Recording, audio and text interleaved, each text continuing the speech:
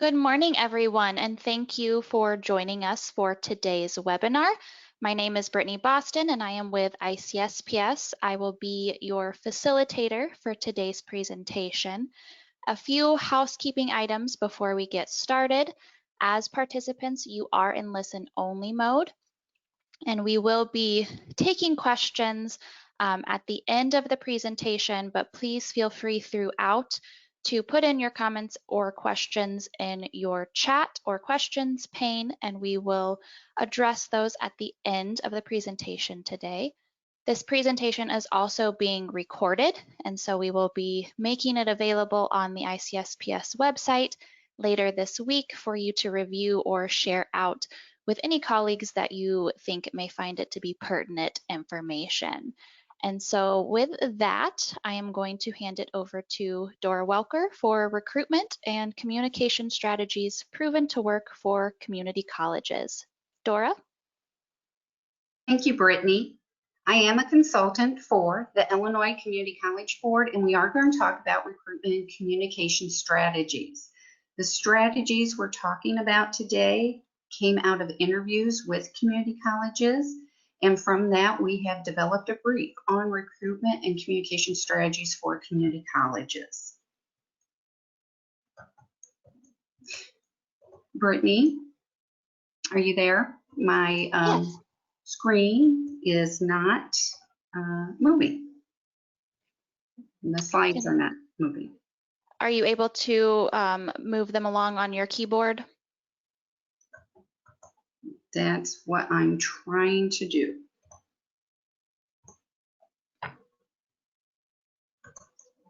There we go. I apologize for that. This is the agenda that we are going to cover today. I'm going to start with acknowledgements, and then we'll do an overview and a timeline of the project. We will review the brief. We'll stop for a polling question, talk briefly about CTE student success stories. We're going to show you where the resources will be located. We'll have some questions, and then I'll follow up with contact information. First, acknowledgements. I want to thank Whitney Thompson from the Illinois Community College Board, as well as Amy Julian and Martha Smith with the Illinois Center for Specialized Professional Support at Illinois State University. They have been really helpful in editing the brief and really helped in the development of it. Just a big thank you to them. And I also want to acknowledge the community colleges and representatives that took time out of their schedules to interview on their recruitment and communication strategies. So what we're going to cover today are recruitment and communication strategies that these individuals have said are proven to work. First of all, I want to thank Rory Walker from City Colleges of Chicago, Malcolm X College, Laura Williams, Danville Area Community College, Joanne Ivory, Harper College, Rita Alley, Illinois Central College, Christina Shelton, Wren Lake College, and Bradley Sparks, Southwestern Illinois College. An overview. Why did we want to develop a brief on recruitment and communication strategies? Well, first of all, Illinois has been experiencing a declining enrollment in community colleges, including career and technical education. So this is problematic because we know we have skill shortages in healthcare, information technology, manufacturing, and we know there are stigmas and misconceptions about career and technical education that prohibit students from enrolling in career and technical education. So this is the opportunity for colleges to rethink the ways to communicate and provide outreach to potential students. So with this brief that we're going to cover today, it really exemplifies selected strategies for recruitment and communication that are proven to be effective to enroll students in your programs.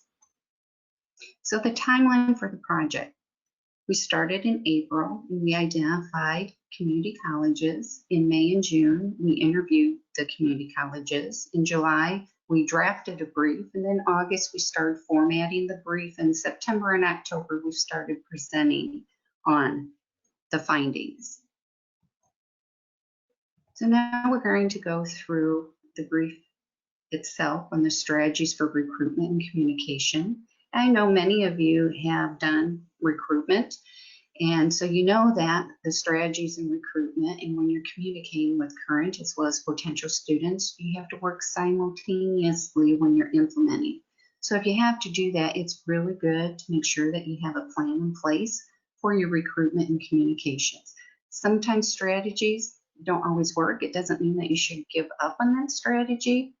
It just means you need to be persistent with it, as well as assess why it wasn't working. Because 1 year or maybe 2 or 3 years it works well for you, and then the 4th or 5th year it doesn't work as well. So you just have to assess and adjust a little bit.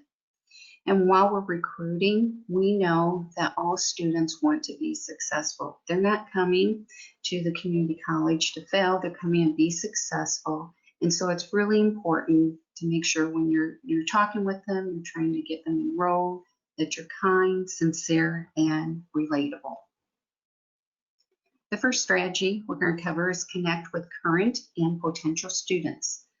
Personal connection is key. We heard that from everybody that we talked with in the interviews, and students need to know the services that are available to them.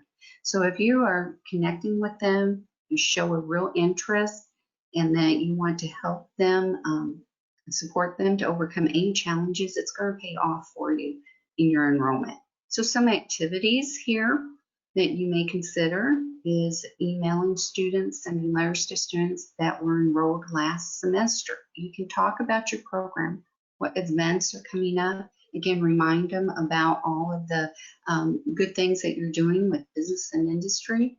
And another strategy might be, why don't you just give them a call and you can talk about those topics, but you can also tell them and ask them, well, what's it going to take to have you continue on?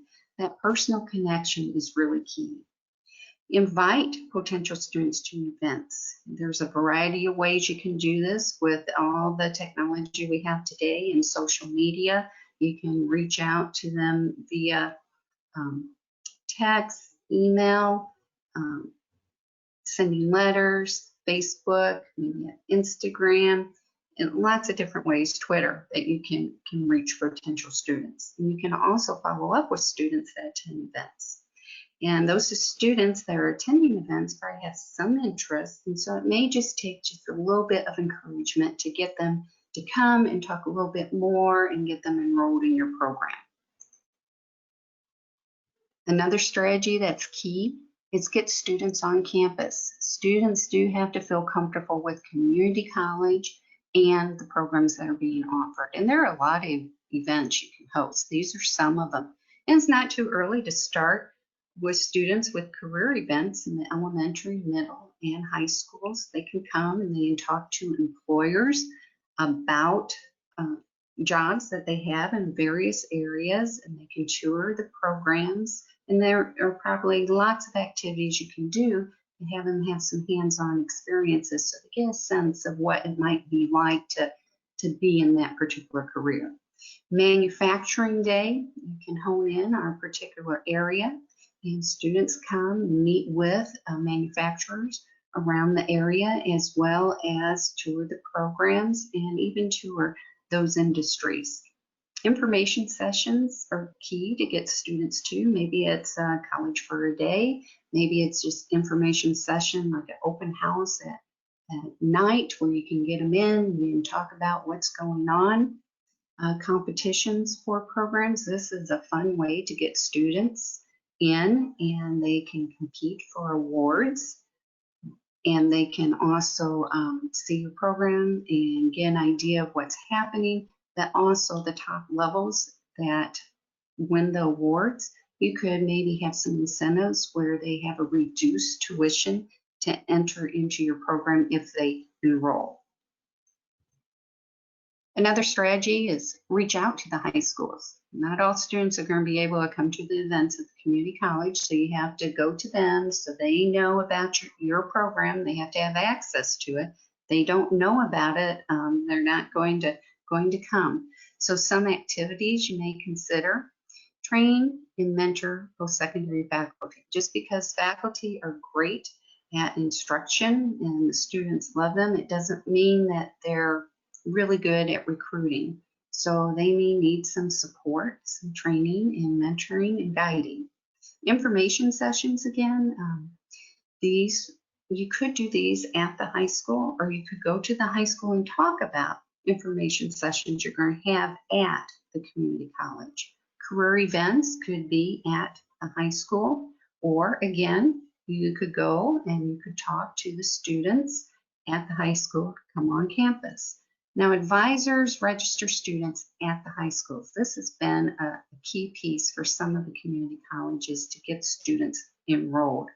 And when you go and they're registered at that high school, then you can make a big deal out of it. You can take pictures, you can put in the newsletter, you can put in newspapers. There's a lot of ways you can publicize and make them feel really good about they're moving on and they're going into this program, and you're really happy that they're coming.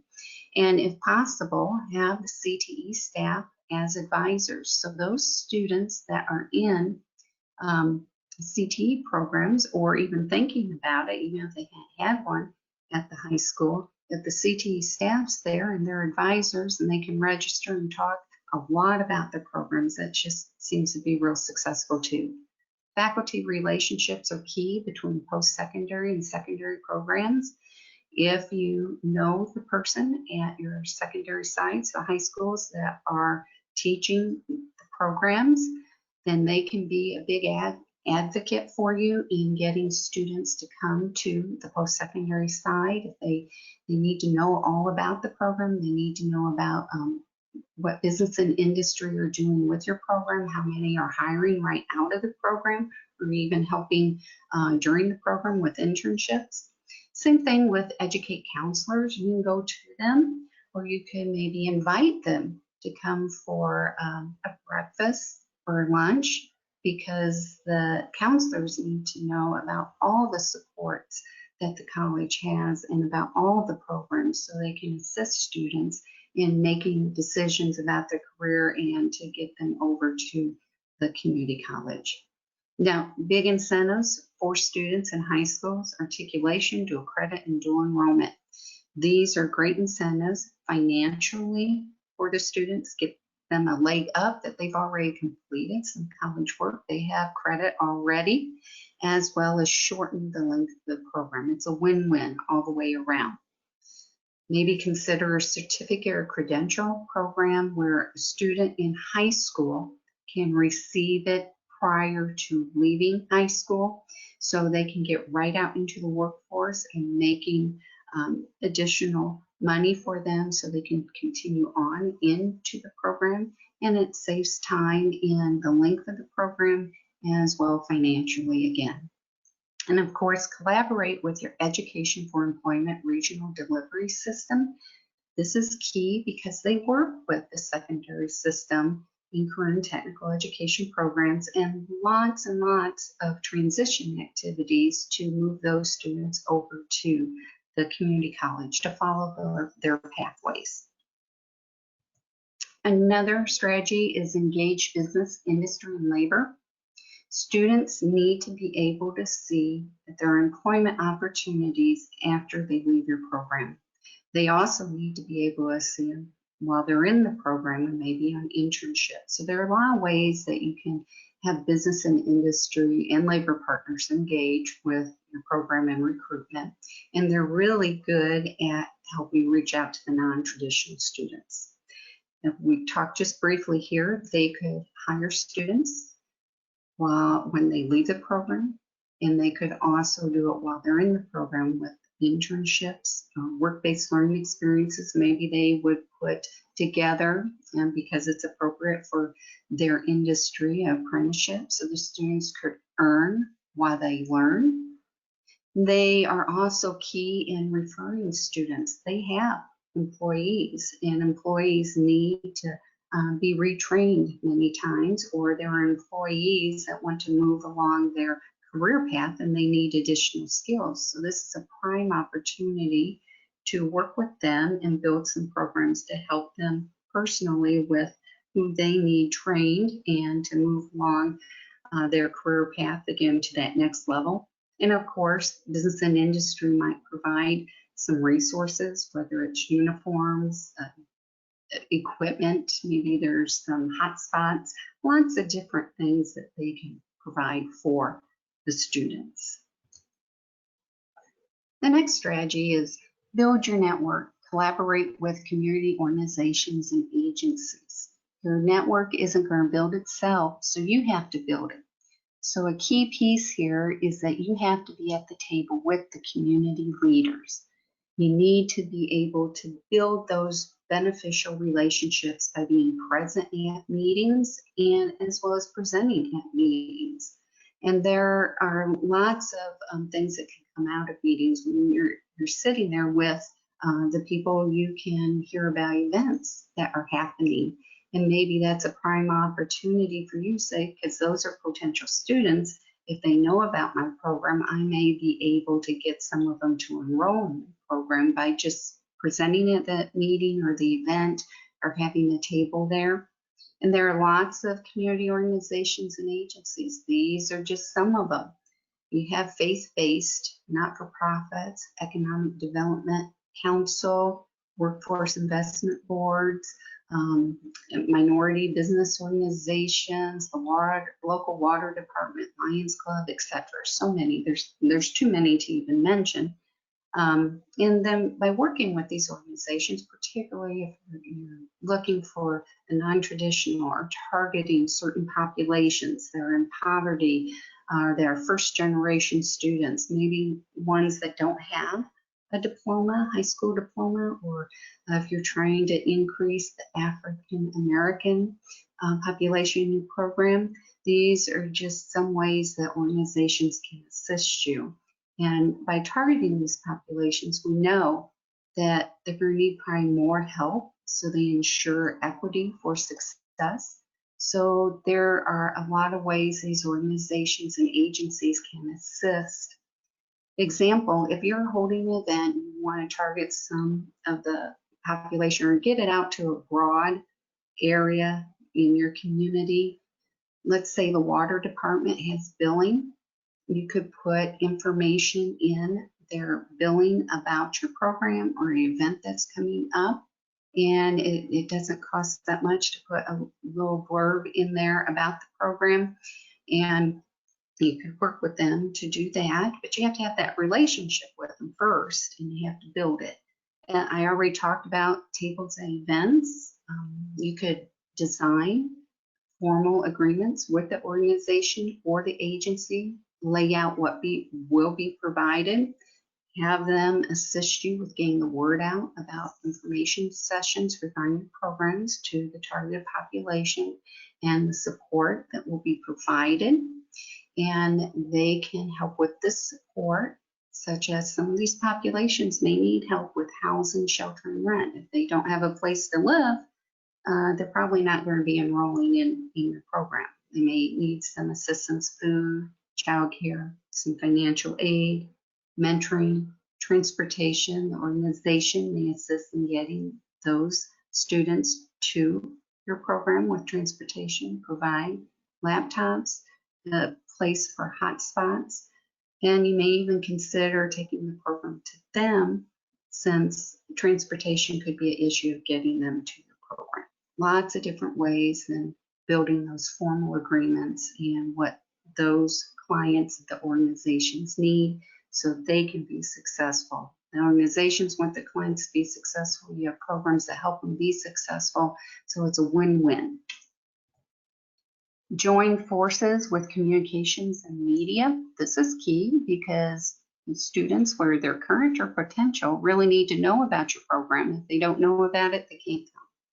So when you're working with your internal marketing department, you need to work with them, making sure that students can see themselves in programs, that the information going out is something that, if it's a male-dominated industry, females can see themselves in it. So maybe graphics would have females, or maybe there'd be student success stories that you could utilize, and they could read about these success stories, and then they see themselves and think, well, wow, I can be just as successful as that person is too. Then there are a lot of ways to share this, and there's lots of media outlets, a website where you put information, student success stories. You can put all the information about requirements, pathways, how many placements do you have per year, etc. All kinds of things you can put on the website so you can get information. Same thing with brochures. Utilize your digital media, your social media. And then on television, radio, billboards, newspapers, the television, radio, and newspapers are always looking for stories. This is where you can build some really beneficial relationships in your community, and you can get the word out about your program, but you have to reach out, you have to build those relationships. And radio, maybe you could even be on maybe once a month, be on the local radio station, talk about your program, talk about events that are coming up, the successes, student success stories, and you just promote it. And so people can hear about your program in a variety of ways and can see themselves in that program, and they too can be successful. Another strategy was you have to highlight your flexible delivery of programs and support students through services. So students need to be able to take programs while they're working and caring for family. They have to have some flexibility, and they're going to need some more support than if they're just the traditional student coming in and those students are still living at home with their parents. And they have to know that you have their best interest in mind, that you are making that personal connection, and that you are going to make sure that they're successful. In some ways to do that, you can highlight your flexible delivery in your support services, in your online classes, and in classes at a variety of times, distance learning, programs offered where those target populations reside. You may have to take the programs to them because they cannot get to your program. There's a lot of different ways you can think about and work with those community organizations on how to do that. In short-term programs, you pick some programs that have a high wage, high demand, high skill, that's 16, 12-week, 8-week, get them some type of certificate or credential so they can get right out into the workforce, so they can be moving along their career path and then also having an opportunity to come back and continue on in your program. Maybe it's integrated education and training, or your IET, where you have your general education development. They don't have their diploma, but they're enrolled in the GED and they're taking career and technical education at the same time. So when they're done with their GED, they already have a leg up. They have some credits towards career and technical education, whether it's some type of credential or certificate, and moving through whatever career path that they desire. And then support services. These aren't all the support services, there are many, but these are key. Students are going to need assistance with advisement and counseling, career and employment assistance, financial assistance. If they have a disability, they need some tutoring or remediation assistance. Some students need to be able to get them up to where they need to be so they're successful in the program on a variety of academic areas too. So those were the overall strategies that came out of the interviews from the community colleges. But while I was talking with them, we wanted to know about recruiting during a pandemic, and it changes things a little bit. So the recruitment strategies that we mentioned, such as on-campus events, visiting high schools, tours of programs, businesses, they have to be virtual now. It's not always doable in a pandemic to be able to go on site for those. And during a pandemic, it's probably even more important to have a personal connection with your students, because it seems more distance. You may be able to connect with them via the web, and they're taking your class, but it's not the same as face-to-face. So it takes even a little bit more effort to keep them connected, showing that you care and you really do have an interest in wanting to make sure that they're successful. And then there are ways that community colleges are adjusting, and I'm sure some of you have probably adjusted in some of these ways, but maybe there are a few other ways here that you haven't thought about. Of course, online classes and hybrid classes, providing technology and hotspots. Some community colleges are providing the laptops to the students, as well as where there are hotspots. They're providing so students who do not have the finances to have the equipment or to have internet, they can go and they can be successful and take the courses. They also need providing online support services for students. If they can't come in and get the assistance, they have to be able somehow to connect online and to be able to find out how to get their tutoring, how to get their skills up so they can be successful in the program. Virtual orientation sessions are occurring as well as tours.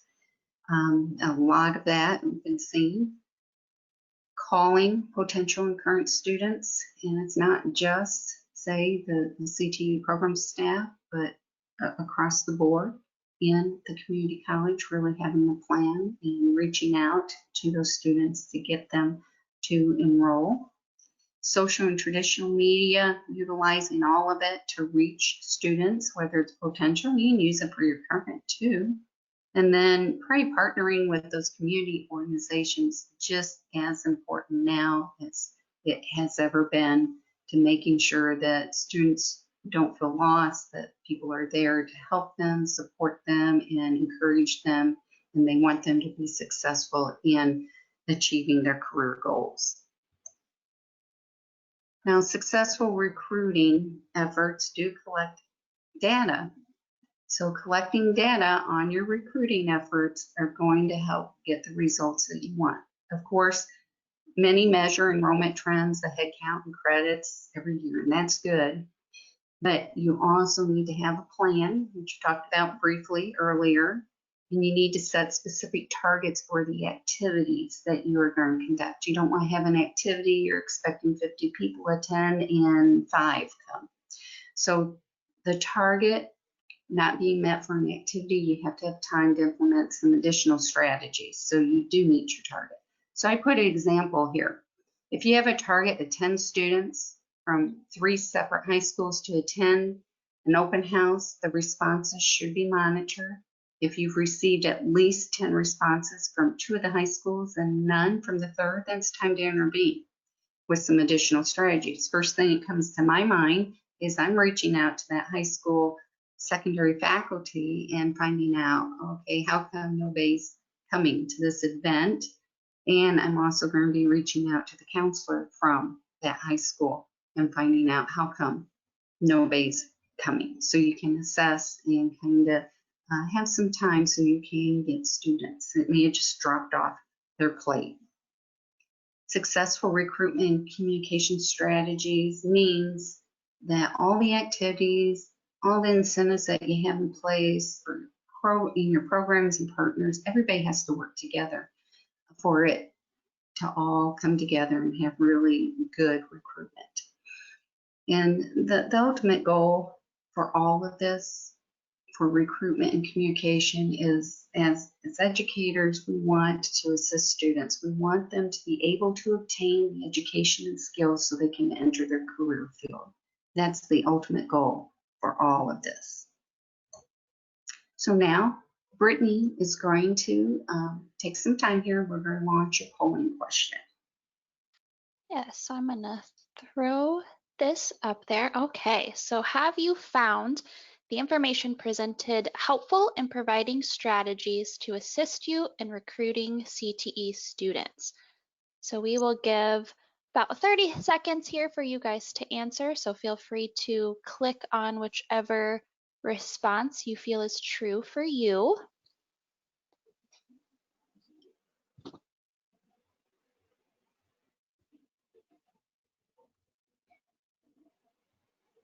Do about 5 more seconds.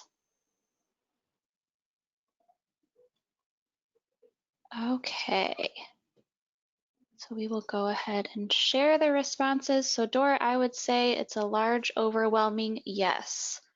Very good. We really appreciate you taking time. Now my screen is not scrolling again, Brittany. Okay, there may be a bit of lag time while we switch over back from the poll.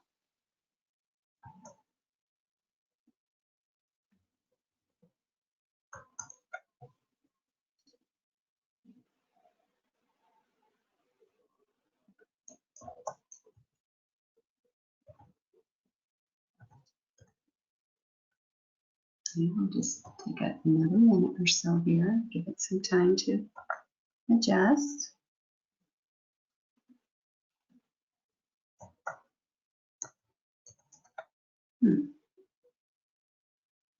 And you might want to click back on your presentation too, just to sort of maybe wake up your computer there a little bit. There we go.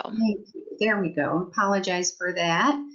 Now that we really appreciate you taking time and sharing the information on the polling question with us. Now we're going to talk a little bit about CTE student success stories. One of the things with the Strengthening Career in Technical Education for 21st Century Act, which is Perkins V, gives us an opportunity to rethink career and technical education.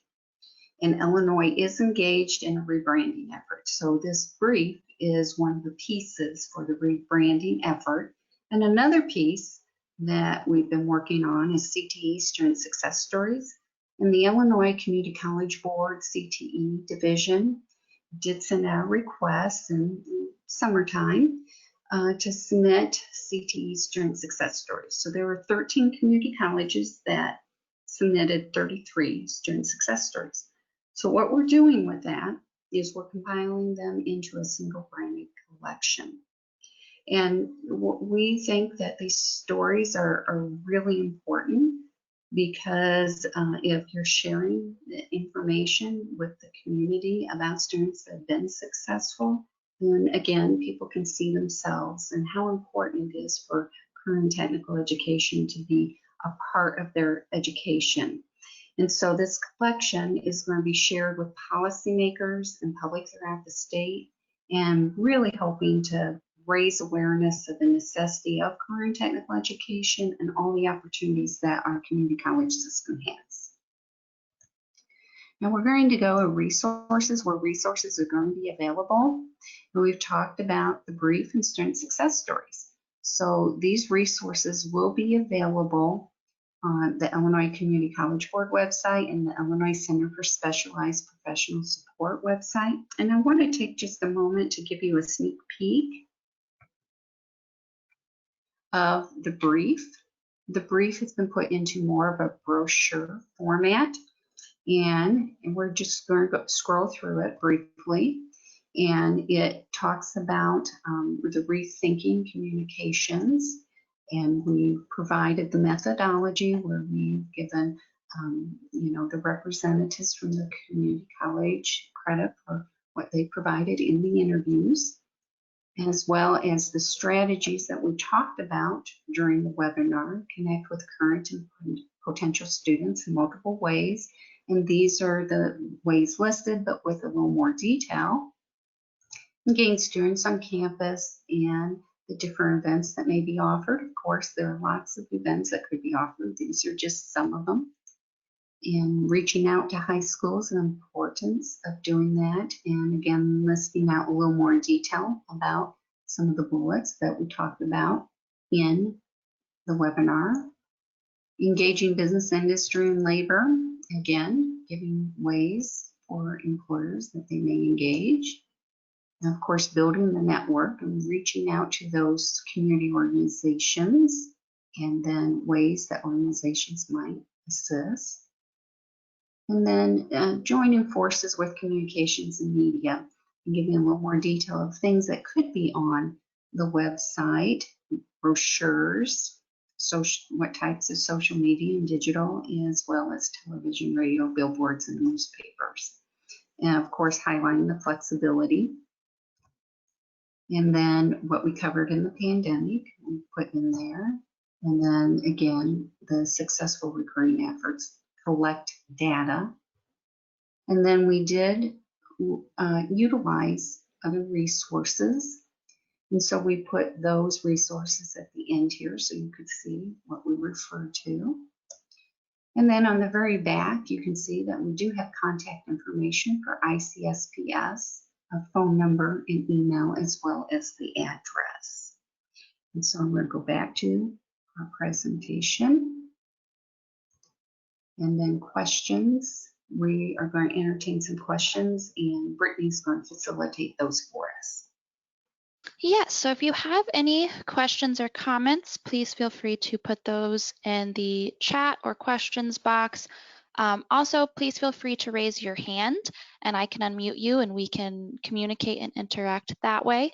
And so while we are waiting for some questions to pop through, I do want to note that we are making some final editing touches on the brief because we want it to be as close to perfect before we share it out, but that should be shared on ICSPS's website later this week. And so we will make sure to get a link out to everyone on the call today.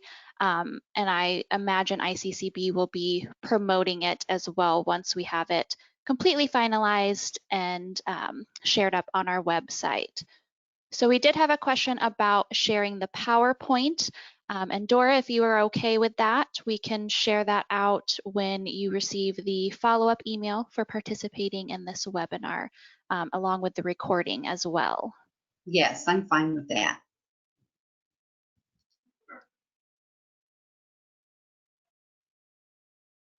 And then Brittany, will the PowerPoint be up on the website too?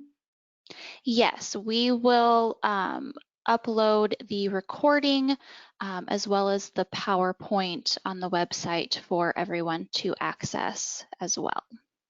All right. So any other questions or comments for Dora today?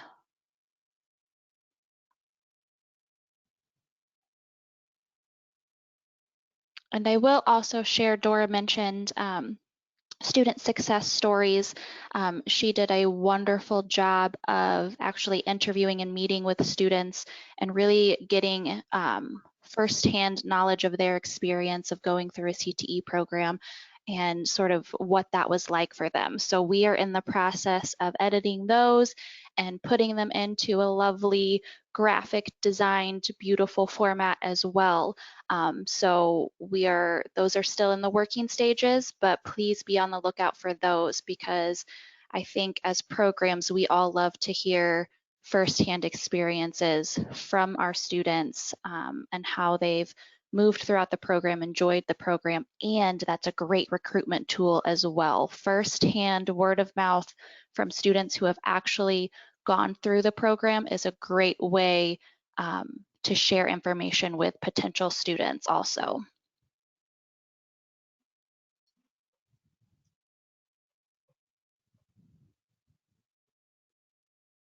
So I don't see any more questions coming through or anyone's hand raised, but we did have a comment that this was very helpful and very informative. So thank you, Dora. I think Brittany will go ahead and just share my contact information. If you think of some additional questions about the webinar today or when you're reviewing the brief, just please feel free to contact me at the email that's provided here. And I'm going to turn it back to Brittany so she can close out the webinar. Yeah, absolutely. So thank you guys so much for participating on the webinar today. Thank you, Dora, for the wonderful and informative information that you shared with us. Again, the recruitment brief and student success stories will be coming your way, so please keep an eye out for those. And thank you so much for the webinar today, and have a great rest of your day, everyone.